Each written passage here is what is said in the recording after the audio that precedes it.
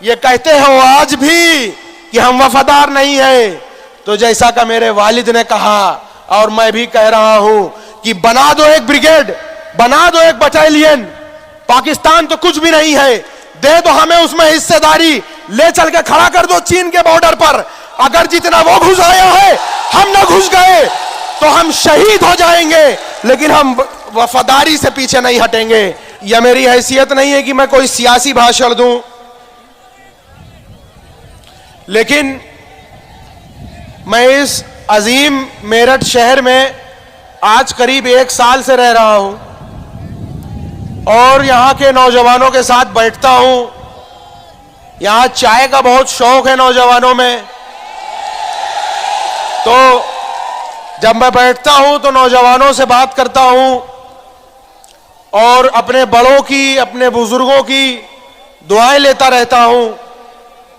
तो मैंने देखा है कि जब मजलिस, ऑल इंडिया मजलिस इत्तेहादुल मुस्लिमीन के बारे में या खास तौर से हमारे बैरिस्टर असदुद्दीन ओवैसी साहब के बारे में जब कोई बात होती है तो लोग बहुत मोहब्बत से कहते हैं, बहुत दिल से कहते हैं कि हाँ वो इकलौते शख्स हैं जो मुसलमानों की पैरवी कर रहे हैं, वकालत कर रहे हैं। इस बात का लोग एहसास भले करते हैं, लेकिन फिर न जाने उनके दिलों में, दिमागों में क्या बसा हुआ है कि जब मैं उठ के वहां से चलता हूं तो लोग कहते हैं, धीरे से कहते हैं कि अगर वोट दे दिया तो बीजेपी आ जाएगी। लोग ये कहते हैं कि अगर वोट दे दिया तो बीजेपी आ जाएगी। तो आप बुजुर्गों से और आप बड़ों से एक मैं सवाल खड़ा करना चाहता हूं कि मान लीजिए एक बार को आप सापा को या बसपा को या कांग्रेस को वोट दे देते हैं। सापा या बसपा को अगर आप वोट दे देते हैं और मान लीजिए कोई मुख्यमंत्री बन जाता है, कोई मुख्यमंत्री बन जाए, मान लीजिए अखिलेश यादव साहब मुख्यमंत्री बन गए और यहां इस मेरठ शहर में आप 2-4 विधायक भी जिता लो और हो सकता है 2-4 मंत्रालय भी उनको मिल जाए, तो आप बड़ों से मैं पूछना चाहता हूं कि ये जो आज मुसलमानों के मसाइल हैं, जो नौजवान मुसलमानों के जो मसाइल हैं, क्या वो हल हो जाएंगे? आपको क्या लगता है कि वो हल हो जाएंगे? जो मुझे लगता है कि ऐसे ही हवा में 5 साल गुजर जाएंगे और फिर 5 साल बाद सरकार आने की जब बात होगी तो ये कहेंगे कि बीजेपी ना आने पाए, बीजेपी ना आने पाए, और इसी तरह से करके कभी बीजेपी को हराने को, कभी जिताने के नाम पर हम मुसलमानों से वोट लेते रहेंगे। मुझे यही लगता है कि इसी तरह हवा में 5 साल गुजरेंगे। आज अखिलेश साहब सापा, जिनसे ज्यादातर मुसलमानों को अब की बार बहुत उम्मीद है, आज अखिलेश यादव, आप बताइए कौन से ऐसे मसाइल पे मुसलमानों की बात कर रहे हैं? ना अखिलेश साहब ने तिरुपुरा पे बोला, ना एनआरसी पे बोला, ना सीएए पे बोला, ना आजम खान पे बोला। हमारे वालिद को तो छोड़िए, आजम खान पे क्यों नहीं बोला? और आजम खान के ऊपर अगर चोरी के, फ्रॉड के मुकदमात हैं तो उनके बेटे पे क्यों नहीं बोला, उनकी बीवी पे क्यों नहीं बोला? ये हमारे लिए कुछ बोलेंगे नहीं, कुछ सोचेंगे नहीं। हम मुसलमानों का खून इनके सामने पानी है और हम अपना सबसे कीमती चीज जो हमें मिली है वो वोट है, उन्हें, इन पार्टियों को बेशर्त देते चले जाएं।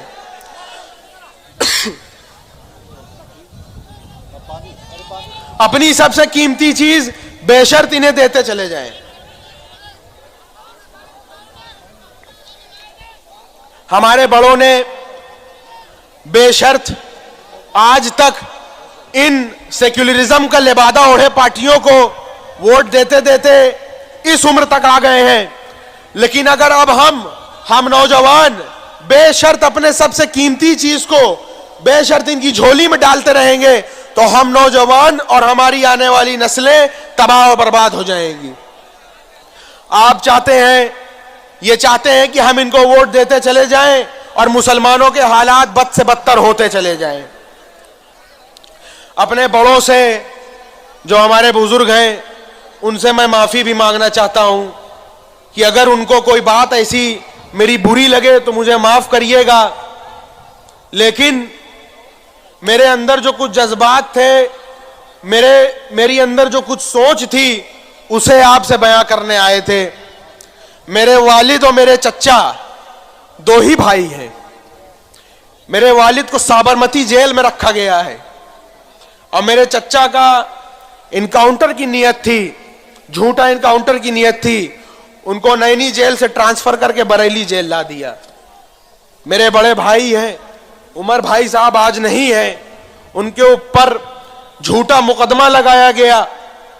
सपा की सरकार में हमारे वालिद को जेल भेजा गया।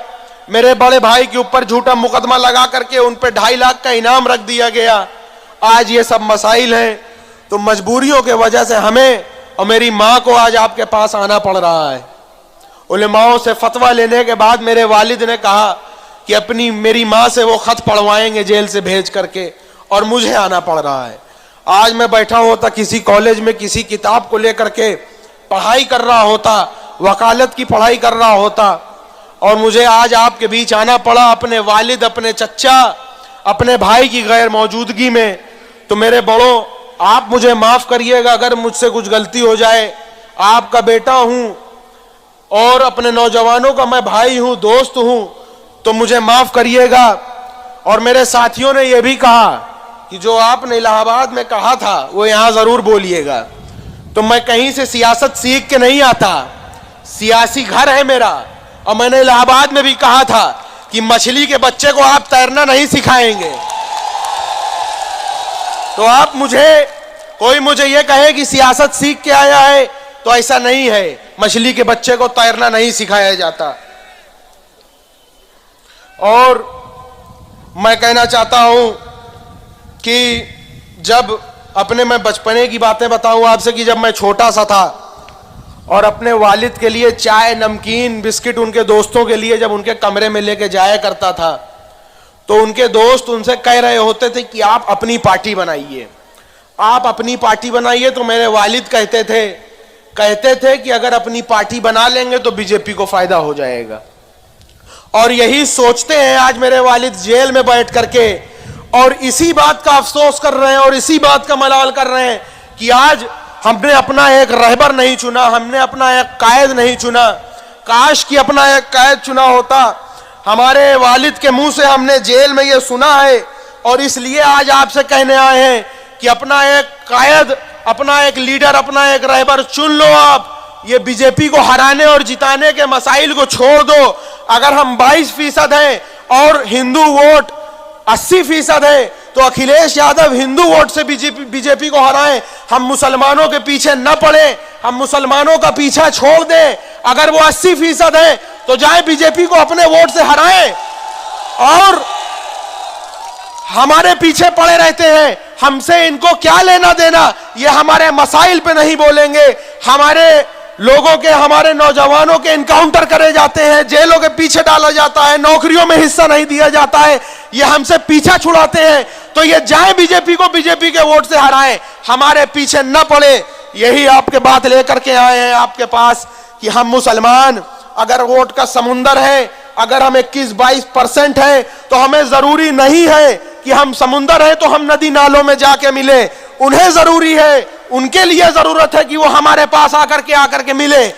जब 150, 150, 200 सीट मुसलमानों की होगी, जब ओवैसी साहब की क़यादत में मुसलमानों की हिस्सेदारी होगी, जब मुसलमान सरकारें बनाने बिगाड़ने में दखल देगा, तो सरकार की कंडीशन होगी, हमारे नौजवानों की, हमारे नस्लों की नौकरियों की कंडीशन होगी।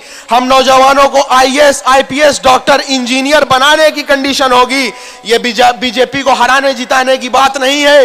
ये मुसलमानों, हम लोगों के मसाइल को और आने वाली नस्लों को उनका हक हिस्सा दिलाने की बात है। तो आपसे गुजारिश करना है कि आप अपना अमीर चुनिए। और सबसे जरूरी बात, ये जो हमारे ऊपर जो आज ये हमारे ऊपर जो खतरा है, ये खतरा न बीजेपी के वजह से है न किसी और के वजह से है, ये खतरा हमारे अपने आप के खुद के वजह से है। जब कुरान के फरमान से जब हम हटते हैं तो मुसलमानों को ये सामना करना पड़ता है। अल्लाह ताला ने कुरान में फरमाया है कि अगर सफर में निकले हो तो अपना एक अमीर चुन लो, अगर सफर में निकले हो तो अपना एक अमीर चुन लो। और आज जो इतना लंबा सफर हम करके आए हैं बिना अमीर के, हमने अपना सियासी अमीर कभी नहीं चुना। हमको आपको अपना एक सियासी अमीर चुनना पड़ेगा। इसी की कीमत आज मुसलमान चुका रहा है, बंटवारे की कीमत मुसलमान चुका रहा है। जो यहां दंगे हुए थे, गदर हुई थी, उसकी कीमत चुका रहा है मुसलमान। और कीमत चुकाते चुकाते कहां चले आए, आज हम कहां चले आए। पहले तो कांग्रेस ने कीमत वसूल किया और अब ये धर्मनिरपेक्षता का लिबादा ओढ़े जो पार्टियां आई हैं, याद रखना मेरे भाइयों, ये धर्मनिरपेक्षता का लिबादा ओढ़े हुए हैं। जिस दिन इनको यह एहसास हो जाएगा कि मुसलमानों का वोट हमें नहीं मिलने वाला, तो ये बीजेपी और आरएसएस से खतरनाक हो जाएंगे। इस बात को याद रखिए, ये सिर्फ सेक्युलरिज्म का पर्दा ओढ़े हुए पार्टियां हैं, ये बीजेपी से खतरनाक है। बीजेपी से तो हमें कोई शिकायत नहीं है, जिनसे कोई उम्मीद नहीं होती उनसे कोई शिकायत नहीं होती। अगर हमें शिकायत है तो इन पार्टियों से है, अगर हमें शिकायत है तो इन पार्टियों से है जिन्होंने हमारा वोट लिया, हमारा इस्तेमाल किया, अपनी सरकारें बनाई। 7% 8% वालों ने अपनी सरकारें बनाई, बेशर्त हम वोट देते चले गए और इन्होंने हमारे मसाइल न देखे, न बोले, न हमारे लिए कोई काम किया। बीजेपी तो हमारी खुली दुश्मन है, बीजेपी तो हमारी नफरत में, हमारी मुखालिफत में अपनी सरकार चलाती है, अपनी पार्टी चलाती है। लेकिन आज मुसलमानों, हमें अपना अमीर चुनना होगा। हम मुसलमान कभी समीकरण नहीं देखते थे, मुसलमान टॉलरेंट नहीं था, कभी मुसलमान नजरअंदाज नहीं करता था। आज जो एजेंसियां हम लोगों के बीच मुनाफिकीन को भेज रही है, वो मुनाफिक हम लोगों के अंदर नजरअंदाज करने की आदत डाल रहे हैं। हम मुसलमानों के अंदर नजरअंदाज करने की आदत नहीं थी, जहां गलत हो रहा होता था वहां बोल पड़ते थे, नजरअंदाज नहीं करते थे। आज मुसलमान इनटॉलरेंट होता जा रहा है।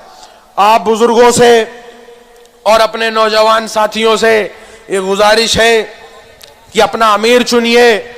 आप बताइए कि आजादी के बाद से आज तक हमारा कोई अमीर नहीं था। क्या विश्वनाथ प्रताप सिंह हमारे अमीर थे? कि राजीव गांधी हमारे अमीर थे? कि इंदिरा गांधी हमारे अमीर थी? कि मायावती हैं? कि मुलायम सिंह थे? कि अखिलेश हैं? कौन है हमारा अमीर? आप मुसलमान बताइए।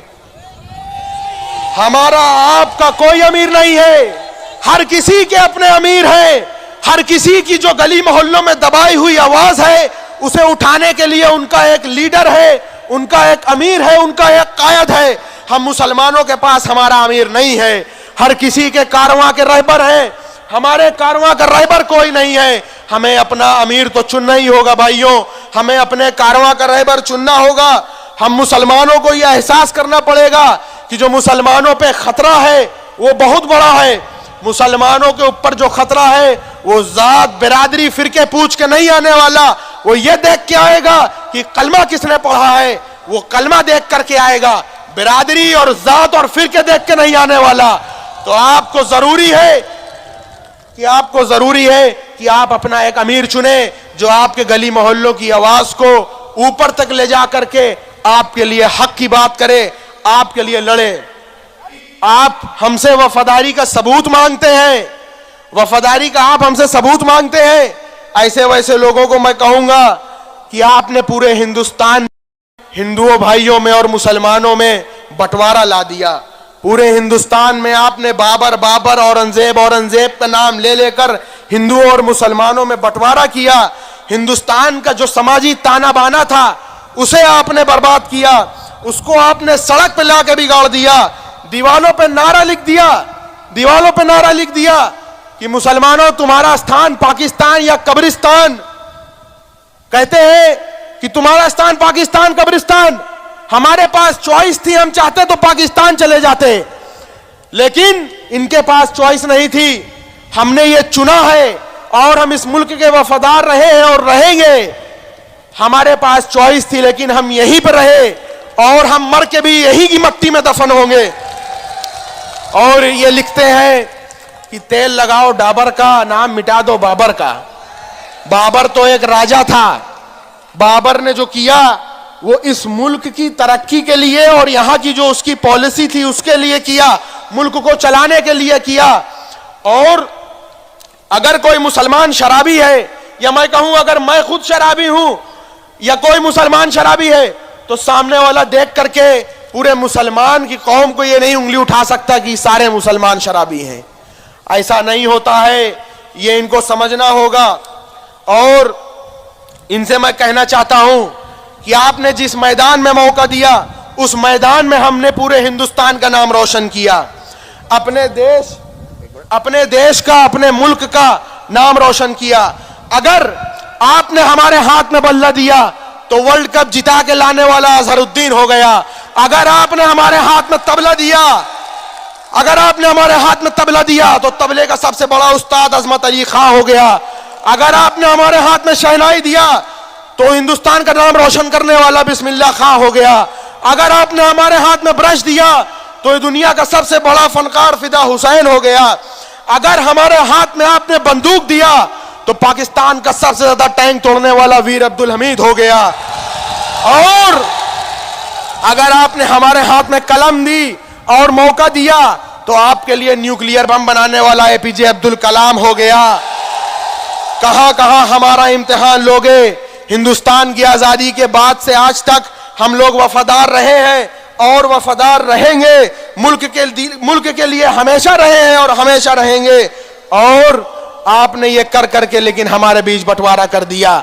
हमसे अगर वफादारी का सबूत चाहते हो, अगर ये कहते हो आज भी कि हम वफादार नहीं है, तो जैसा का मेरे वालिद ने कहा और मैं भी कह रहा हूं कि बना दो एक ब्रिगेड, बना दो एक बटालियन। पाकिस्तान तो कुछ भी नहीं है, दे दो हमें उसमें हिस्सेदारी, ले चल के खड़ा कर दो चीन के बॉर्डर पर। अगर जितना वो घुस आया है हम ना घुस गए तो हम शहीद हो जाएंगे, लेकिन हम वफादारी से पीछे नहीं हटेंगे। हम हमेशा वफादार रहे हैं। हम कहेंगे कि लेके चल के हमें लगा दो चीन के बॉर्डर पर, फिर हमारी बहादुरी देख लो, हमारी वफादारी देख लो। हमारा जवान वीर अब्दुल हमीद से ज्यादा दिलेरी से लड़के दिखाएगा। और ये लोग अगर तो भी नहीं मानते हैं तो इनको मैं ये कहूंगा कि ये इतिहास के पन्नों को उठा के देख लें। इतिहास गवाह है कि बहुत बेहतर से भी बेहतर इमामत हमसे सीखी है। सियासतदार ने अच्छी सियासत हमसे सीखी है। अभी शागिर्द हो, उस्ताद को नादान समझते हो। इस हिंदुस्तान पर सबने हुकूमत हमसे सीखी है। निछावर कर दिया है बख्त तो टीपू ने यहां सब कुछ। वफादारों ने मुल्कों की वफादारी हमसे सीखी है। हमें कानून सिखलाते हो। हम हैं उमर बिन खत्ताब के आशिक। तुम्हारे जजों ने तरकीब अदालत हमसे सीखी है। सिखाया था मेरे अकबर ने होकर करबला के दिन।